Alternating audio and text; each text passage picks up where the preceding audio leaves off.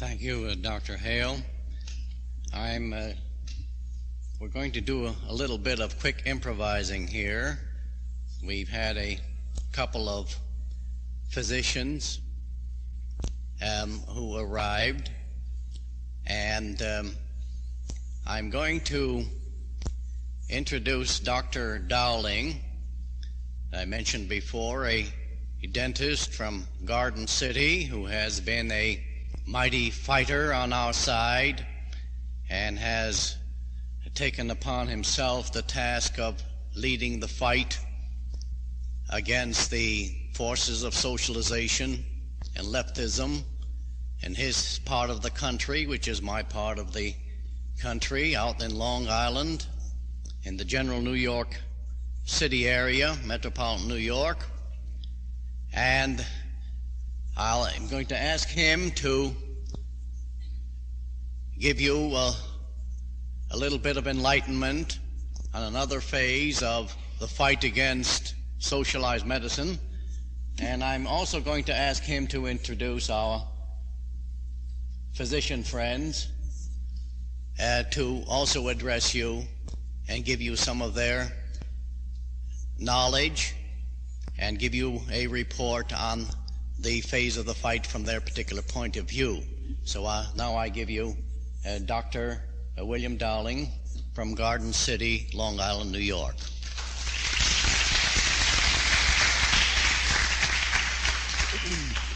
Thank you indeed. It certainly is a distinct disadvantage to have to come to the podium after Jim Hale. A man of such wit really should be on the tour. And if anybody has anything to do about it, I hope you'd get him going. It is a distinct pleasure for me to be able to introduce our two colleagues, physicians from New York, who have both at great personal expense and effort made their way here to Boston today to present us a few words from their estimable knowledge of the situation. First of all, we have Dr. Edward Daly, who is a practicing orthopedist in New York, a man who has traveled extensively throughout the country and who continues to travel extensively to present the message, a towering symbol of individual responsibility, a man who has taken his profession to his heart and who is doing all that he can to stem the tide. And Dr. Edward McNeil, again, a very dedicated man who has labored long and hard in our state to stem the tide of socialized medicine. Both of these men, Dr. McNeil from Bedford, New York, which is in Westchester County, both of these men represent, I think, the finest element within our professions. And certainly for all of the time and effort that they put in, you think that they would be somehow subsidized to be able to do more. But as it occurs, this is the way of life, and it is the only way that we can reasonably live with ourselves, is to be what we can be to whatever degree that we are capable of achieving on our own. And as such, I think they deserve a vote of thanks for coming this morning. I would like to get down to some of the reality of the topic of the day, the coming terror, as it were, in medicine. This is a matter of practical implementation of things that we have talked about in the past in very offhanded way, like it was over the horizon in the next century. But in fact, all of the mechanisms are, if not actually in functioning right now, are certainly on the drawing boards, are certainly being presented as trial legislation, as it were. And we have two examples from the state of New York of recent date, one of them having to do with the so-called recodification of the mental hygiene law. This, rather than a recodification, actually is, in a technical sense, a complete rethinking of the mental health approach. Now, we've heard many things about this particular approach in the past, and it comes to my mind that much of it has been labeled as extremist and so forth. Within the last month, an article buried on the inside pages of the Sunday News, New York Sunday News, went into great detail about how medicine can be used to enforce a degree of terror upon the people in the captive nations. This was quite specific because the gentleman in question had been a prisoner of the Soviets for something like 19 years and had survived. And he went into great detail as to the medical means that had been used to either subdue him or to create various states in which he was susceptible to various indoctrination and so forth, or in which some of his associates, friends, or otherwise were eliminated, etc. So that this is not something from a dark planet or in the next century. It is something that is being practiced today, something we might call a modified form of medical brutality.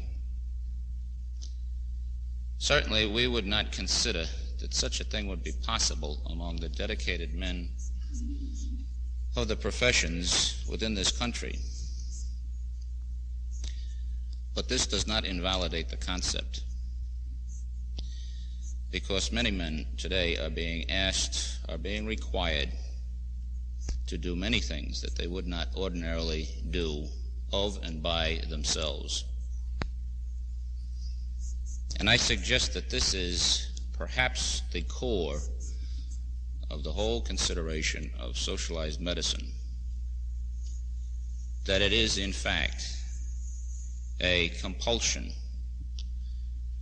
a reordering of the will of what is probably one of the most independent segments of the community into such a straitjacket that thereafter anything is possible.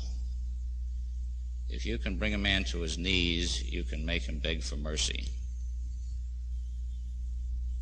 I think it has come to this that there are three distinct elements that are portrayed in varying degrees in these two pieces of legislation that I would submit.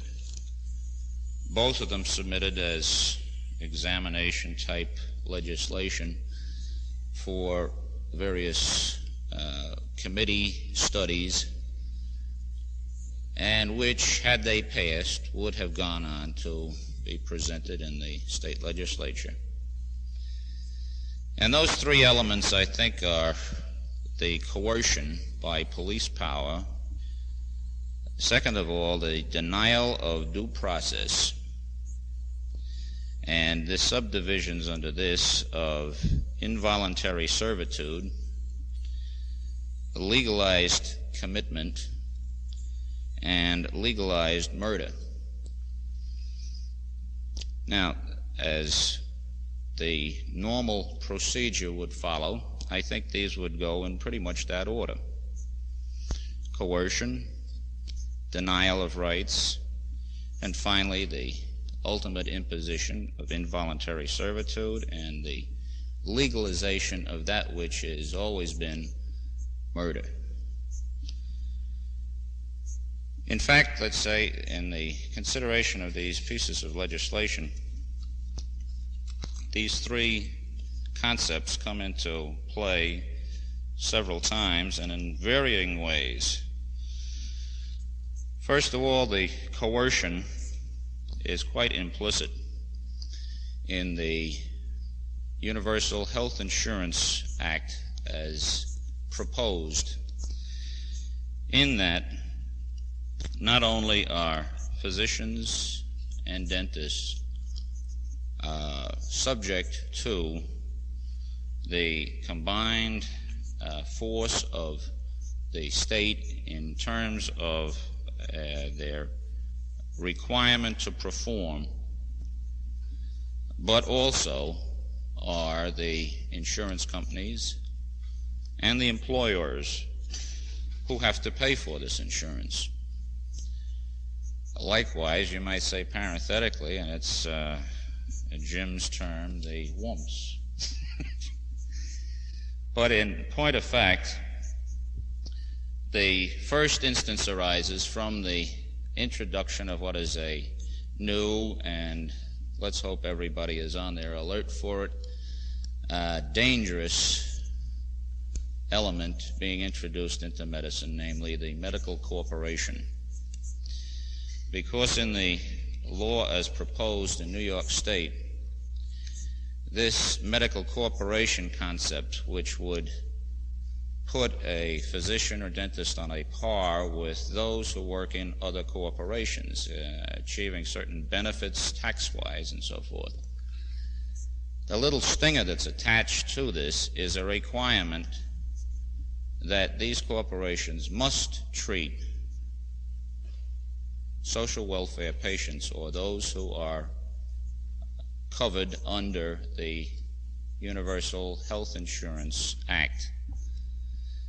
This is a denial of the right of the individual as well as the corporation to a privilege of medicine which has been time-honored, the right to select a patient. This further is supported, the coercion of this particular means is further supported by several layers of quasi-governmental authority, which is then unrestrained by the state legislative process, but instead is answerable directly to the governor of the state. Likewise, I think in the concept here of the coercion, there is the consideration which we are trying to make practical use of in New York State of the employer who provides a generous piece of health insurance coverage for his employees. Under this proposed legislation, generosity, fairness is not enough. The employer must provide a stipulated amount and kind of health protection or be subject to jail and fines. This in the name of providing a new and altered health service whose aim it is to promote the right, if you will, to health care, which has now been proclaimed from the political pulpit as being a fundamental right of every citizen. Of course, at the same time, while discussing all of these rights, and as they would say in the last little paragraph of this introduction, it is the purpose of this act to encourage the development of a single system of health service benefits to which beneficiaries contribute within their means, and which will create and enhance a sense of self-reliance and underscore individual dignity. It seems like everybody else's dignity is to be underscored and assisted but mine. And this becomes rather cynical, if you will, in the overall consideration, in that I, as an employer, am then required to provide that health care insurance, which I am normally providing anyhow, but in the exact amount and specification that the state has indicated, so that my employees will then be able to achieve the type of care that they have already been achieving, so that I pay twice. I am both on the line for the production of services, should the state require it, if I am in a corporation. And second of all, I am required to pay for this service through the medical premiums that would be required, and lastly, of course, through taxation. So that when it comes to rights and individual dignity, I think that there is a case to be made that there is a major segment of the population that is being overlooked. And I should like to submit my plea for some civil rights consideration for the medical profession. It comes down to this, that the rights of one cannot be sacrificed for the rights of many. And this has been an age-old principle with us in this country, which is now being phased out in favor of mob rule. It seems totally inadequate to console me with the idea that this is inevitable, because if one has any consideration at all of the total concept of life, it is made up of far different things than monetary compensations. And I think it comes down to this, that physicians and dentists basically have not understood that the coercion by police power can be very simply withstood, as Dr. Hale has said, by simply saying no. Because in the total concept of delivery, if you will, of health services, there is no health service but that which can be delivered. Namely, if I am not willing to work for the stipulations that are given, then there will be no service. And except as there is a two-party arrangement, a two-party agreement, there is no need to even be fazed by this type of a overall state health concern. All that is needed is a little bit of unity. And I think that there are several practical ways to achieve it. I will just say in passing, before going on to the rest of the discussion. But in passing, it is to be noted that in talking to several legislators, the feeling is very well received that we are a minor segment of the population, and that as such, our rights are negotiable. Whereas for those who have a very vocal group, no matter their numbers, they will be heeded. It comes down to this, I think, that in a very essential way, we are missing the boat if we allow the medical insurance noose to be tied around our necks. Because in point of fact, if we simply refuse to accept the payment from government, and instead, no matter what the cost to us for the short term that it would involve, provide a voucher to every patient for services rendered, and even at the risk of grand personal charity, to welfare clients,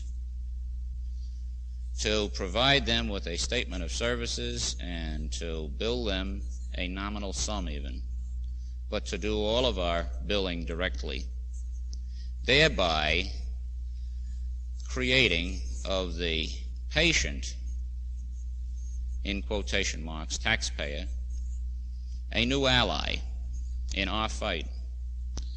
Because a patient, knowing as he will full well know, having left our offices, that the government at present does not recompensate a patient, but will only compensate a physician.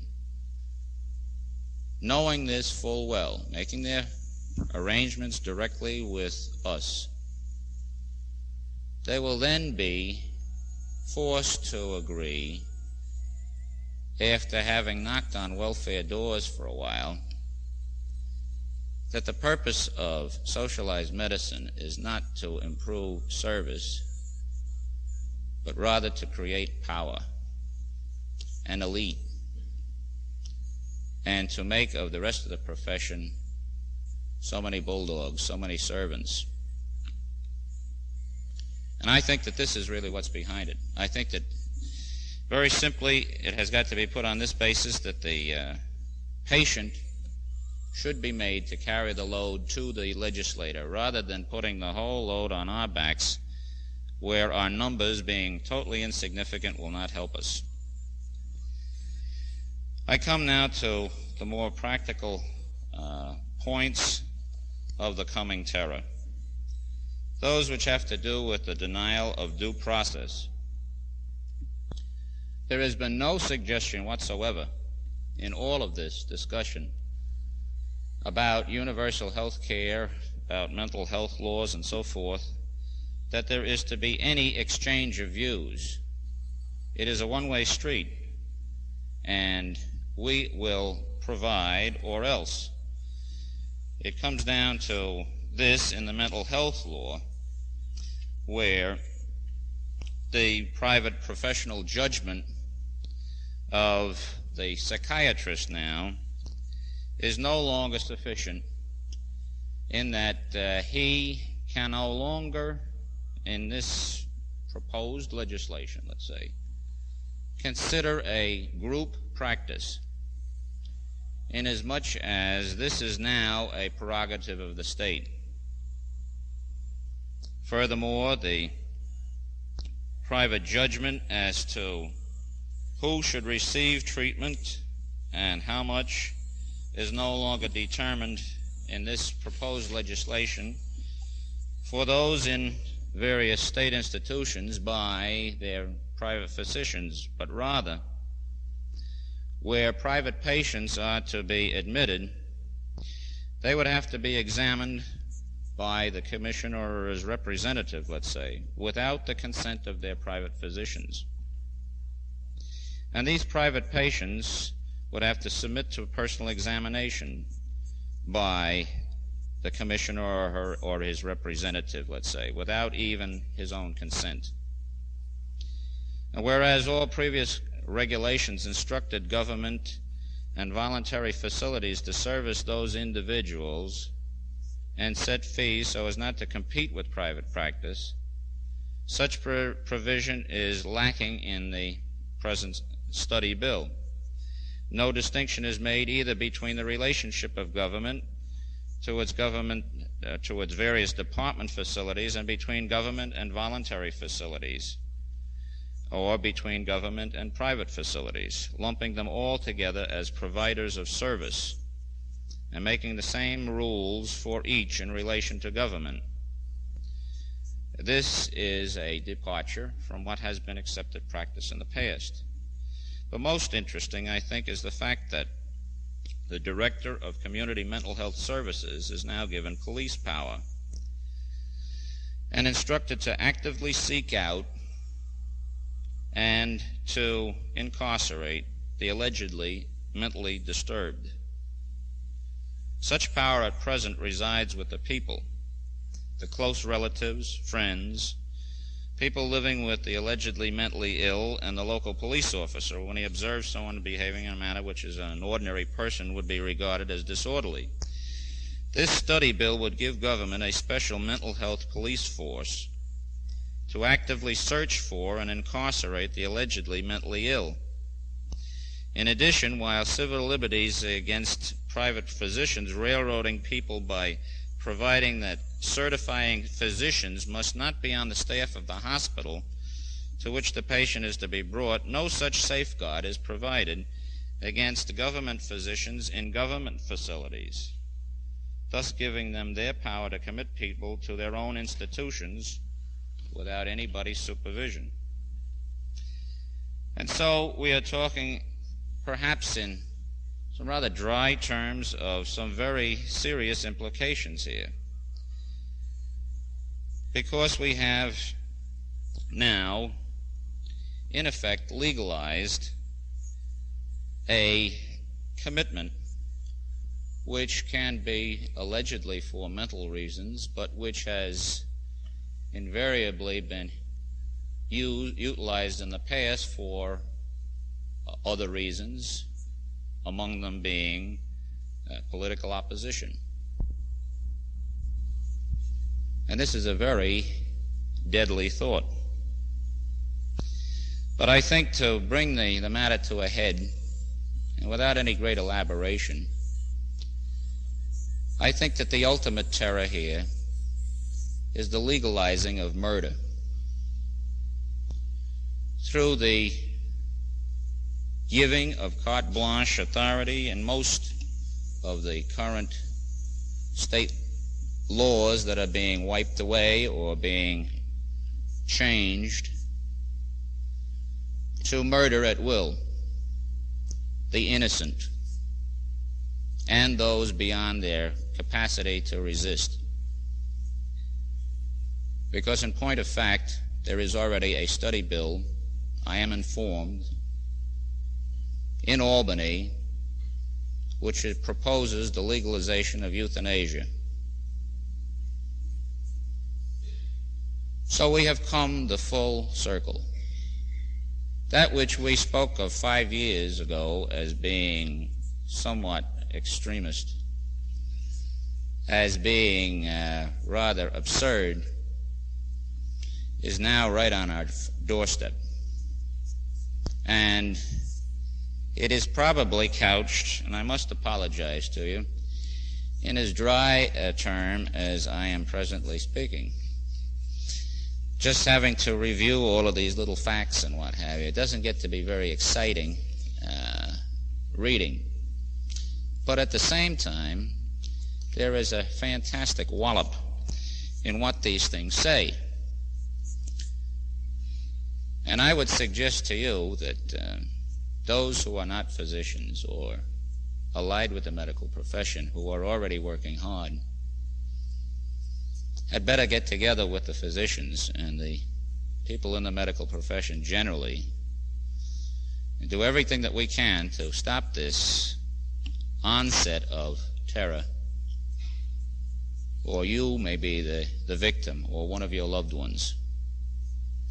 Because if they can commit you to a hospital without any of the usual legal procedures,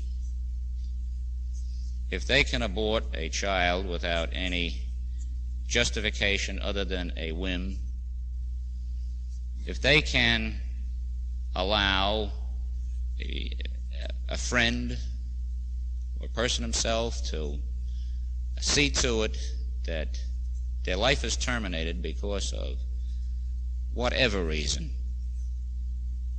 we're all in serious trouble. I think the time has come to reestablish and to portray triumphantly the great mystery of life. And as we humble servants of this great mystery would like to ask you to join us in providing a certain sanctity, protecting the sanctity of this life. I think that In conclusion, I'd just like to say that it is increasingly becoming clear that there is a manifest plan which seems to be emerging from the mists, and that for all of the various attempts to explain it, there is but one basic concern that goes to the heart of it all. And I think that is the basic turning from God, our Savior. And I think that without being overly dramatic about it, I think we can say that our first approach has got to be one of a return to the eternal verities, to a devotion to our God, so that we henceforth can see and reverence that life which He has given, and of which we are such humble and poor servants. I thank you.